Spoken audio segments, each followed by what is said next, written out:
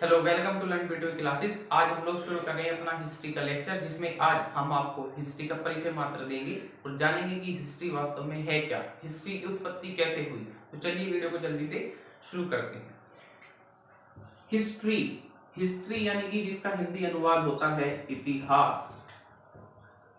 इस शब्द हिस्ट्री की उत्पत्ति कैसे हुई, कहां से आया ये शब्द, सबसे पहले इसी बात पर हम लोग फोकस करते हैं। प्यारे बच्चों, ये जो वर्ड आप लोग देखते हैं हिस्ट्री, इसकी उत्पत्ति हुई थी एक यूनानी लेखक द्वारा। किसके द्वारा? एक यूनानी लेखक के द्वारा, जिन्होंने सर्वप्रथम एक पुस्तक लिखी थी, एक बुक लिखी जिसका नाम था हिस्टोरिका। जिसका क्या नाम था? हिस्टोरिका। किसके द्वारा लिखी गई थी ये पुस्तक? एक यूनानी लेखक के द्वारा। कौन से यूनानी लेखक के द्वारा? जिनका नाम था हेरोडोटस। कब लिखी गई ये पुस्तक? लिखी गई थी 5वीं शताब्दी में। कब लिखी गई? 5वीं शताब्दी में। तो 5वीं शताब्दी में एक यूनानी लेखक जिनका नाम था हेरोडोटस, जिनके द्वारा लिखी गई पुस्तक थी हिस्टोरिका। इस पुस्तक में ऐसा क्या था जिसका वर्णन हेरोडोटस ने किया? इस पुस्तक में था भारत और फारस के युद्ध का वर्णन। क्या था इस पुस्तक में? भारत और फारस के युद्ध का वर्णन। क्या फारस, जिसको आज हम वर्तमान में ईरान के नाम से जानते हैं, उसी देश फारस का भारत के साथ हुआ युद्ध, उसका वर्णन इन्होंने अपनी पुस्तक हिस्टोरिका में लिखा। इसी हिस्टोरिका से एक वर्ड की उत्पत्ति हुई, जिस वर्ड को हम लोग जानते हैं हिस्ट्री। हिस्ट्री वर्ड कहां से आया? हिस्टोरिका से। हिस्टोरिका कहां से आया? एक बुक थी जो किसके द्वारा लिखी गई थी? हेरोडोटस के द्वारा। हेरोडोटस कौन थे? एक यूनानी लेखक थे, जिन्होंने 5वीं शताब्दी में भारत और फारस के युद्ध का वर्णन अपनी पुस्तक में लिखा। कौन सी पुस्तक? हिस्टोरिका में।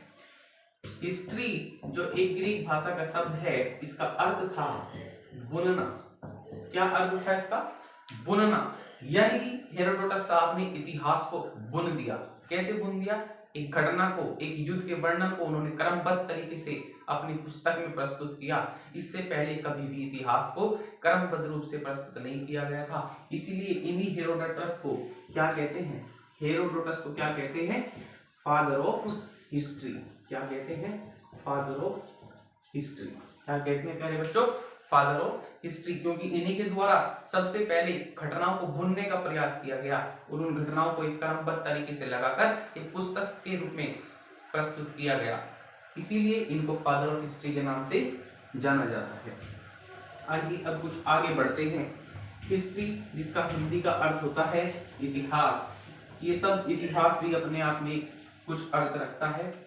अगर हम इतिहास का एक संधि विच्छेद करें संस्कृत व्याकरण के अनुसार, तो हम लोग कहेंगे कि इति जमा हा जमा आस, ये तीनों शब्द मिलकर एक वाक्य बनाते हैं। ये तीनों शब्द मिलकर एक वाक्य बनाते हैं, जिसका हिंदी अर्थ होता है, ये है निश्चय ही हुआ था। कोई घटना यदि इतिहास कहलाती है तो उसका अर्थ हिंदी में ये निकलता है कि यह निश्चय ही हुआ था। यानी कि एक शब्द इतिहास, जिसका अर्थ क्या होता है कि यह निश्चय ही हुआ था। तो अब आप समझ गए होंगे कि हिस्ट्री जो शब्द है उसकी उत्पत्ति कैसे हुई, कहां से हुई, कहां से शब्द आया, कौन सी बुक हेरोडोटस के द्वारा लिखी गई थी। अब प्रश्न ये है कि इतिहास है क्या? इतिहास है क्या? परिभाषा क्या है इतिहास की? इसको समझे कैसे, क्या अप्रोच होनी चाहिए इतिहास को समझने की। तो प्यारे बच्चों, जब हम छोटे थे तो अपने बुजुर्गों के द्वारा जो हम लोग राजा महाराजाओं की, उनके युद्ध कौशल की, उनके सेना के कौशल की जो कथाएं सुनते थे, क्या वही इतिहास है या उसके अलावा भी कुछ इतिहास है, या हमारे अतीत में हुई घटना केवल वही इतिहास है? नहीं। अगर मैं अपना ओपिनियन रखूं या अपने विचार रखूं, तो इतिहास एक रोमांचक यात्रा है। किसकी यात्रा है? एक परिवर्तन की यात्रा है। इतिहास एक यात्रा है किसकी? परिवर्तन की। जो कल हो रहा था वो वर्तमान के लिए इतिहास था, जो आज हो रहा है वो भविष्य के लिए इतिहास होगा। यानी कि इतिहास जो है वो लिखा जाता है, वो बदलता रहता है। वो आज की घटनाओं का वर्णन है, जो कल हुआ था उसकी घटनाओं का वर्णन है। क्या आप समझ पा रहे हैं कि इतिहास एक चलता रहता है, इतिहास बनता रहता है, इतिहास लिखा जाता है या इतिहास रचा जाता है। तो इतिहास क्या है? एक यात्रा है। किसकी यात्रा है? एक परिवर्तन की यात्रा है, एक विकास की यात्रा है। कल के किसानों में आज के किसानों में क्या फर्क आया, ये भी इतिहास है। कल के व्यापारी और आज के व्यापारी में क्या अंतर रहा, ये भी इतिहास है। कल की शिक्षा और आज की शिक्षा में धरती आसमान का जो अंतर आ चुका है, वो भी एक इतिहास है।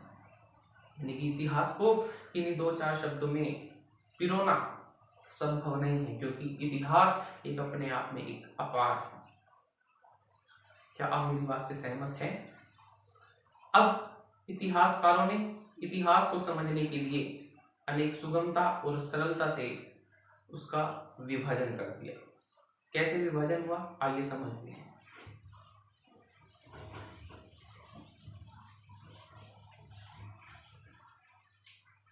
इतिहास का विभाजन 3 प्रकार से हुआ। एक सबसे जो पहला भाग बना वो बना pre historic period. Pre historic period. Second जो बना proto historic period. Proto historic period. जो थर्ड बना वो बना हिस्टोरिक पीरियड। हिस्टोरिक पीरियड जिसे हिंदी में क्या कहते हैं? प्रागैतिहासिक काल।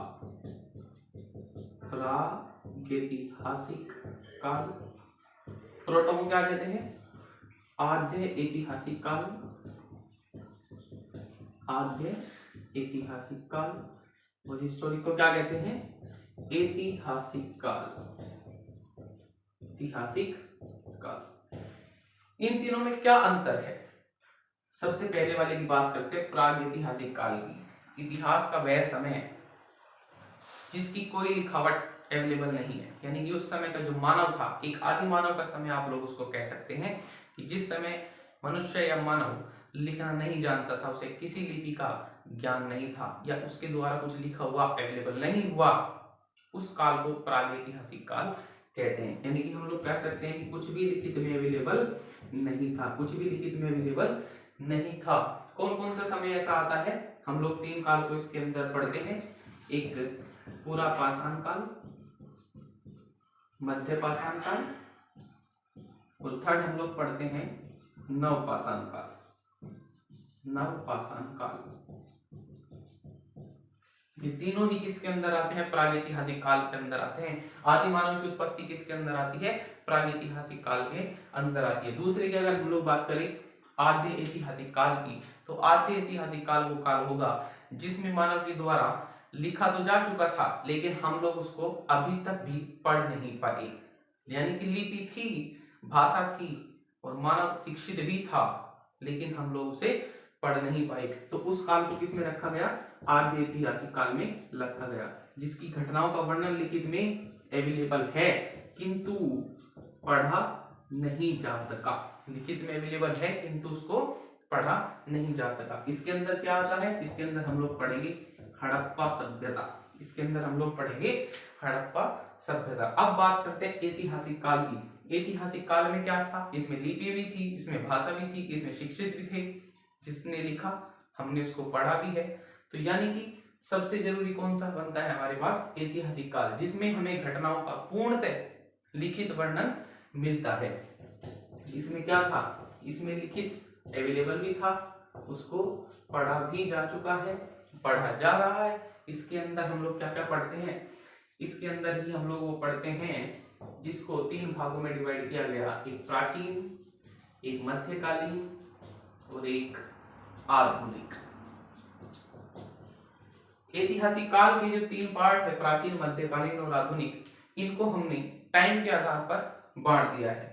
यानी कि जो सबसे पहली घटना थी उसको प्राचीन, जो बीच का एरिया था उसको मध्यकालीन, और जो आप मान के चलिए 1600 से 1800 के आसपास का जो एरिया था उसको हमने आधुनिक टाइम पीरियड के अंदर रखा। तो ये वर्गीकरण है हिस्ट्री का जो हमें पढ़ना है। इनमें से एक एक करके हम टॉपिक वाइज अपनी हिस्ट्री की श्रृंखला को शुरू करेंगे। एक अप्रोच मैं आपको बताना चाहता हूं कि एक साइंस का स्टूडेंट होने के नाते हिस्ट्री को जो एक अवधारणा बनी हुई है कि बोरिंग सब्जेक्ट है। हिस्ट्री बोरिंग नहीं है। बोरिंग होगा आपका लर्निंग का स्टाइल, बोरिंग होगा आपका टीचिंग स्टाइल। आपको एक साइंस के कॉन्सेप्ट के थ्रू ही हिस्ट्री को भी पढ़ना चाहिए। एक इंटरेस्ट के तहत आपको हिस्ट्री को पढ़ना चाहिए। उन घटनाओं पर क्वेश्चन उठाने चाहिए कि क्यों हुआ, कैसे हुआ, कब हुआ, किसके द्वारा हुआ, ऐसे क्वेश्चन आपको उठाने चाहिए। एक साइंटिफिक अप्रोच के साथ आपको हिस्ट्री को पढ़ना चाहिए। निश्चित ही रूप से आपको इसमें इंटरेस्ट क्रिएट होगा और हम आपके साथ हैं। लूसेंट की हिस्ट्री को हम आपको पूरा कराएंगे। एक एक टॉपिक वाइज हम लोग इस पर डिस्कस करेंगे। तो आज की जो क्लास थी केवल और केवल एक इंट्रोडक्शन मात्र क्लास थी, जिसमें हमने जाना कि हिस्ट्री है क्या, कैसे इसको पढ़ा जाए, कैसे इसमें जो कॉन्सेप्ट है उसको बिल्ड करना है हमें, हिस्ट्री की उत्पत्ति कैसे हुई इसके बारे में आज हमने जाना। प्यारे बच्चों, हिस्ट्री जो है पीढ़ी दर पीढ़ी एक परिवर्तन करके पेश किया जाता है, क्योंकि हिस्ट्री एक लेखक के द्वारा लिखी जाती है और जब कोई लेखक किसी चीज को लिखता है तो वह उसमें अपना कुछ ना कुछ ऐड अवश्य करता है। यानी कि ज्यों का तो हिस्ट्री को पेश करना असंभव है। यह पीढ़ी दर पीढ़ी एक परिवर्तन के साथ सौंपी जाती है। तो आपको भी चेंजेस के साथ इसको पढ़ना होगा, कुछ अपने विचार इसमें ढालने होंगे, कुछ उन विद्वानों के विचार आपको सुनने होंगे, समझने होंगे। आई होप आपको आज की वीडियो एक अच्छी लगी होगी। अगर अच्छी लगी है तो वीडियो को लाइक कीजिए, चैनल को सब्सक्राइब कीजिए। Thank you very much for watching.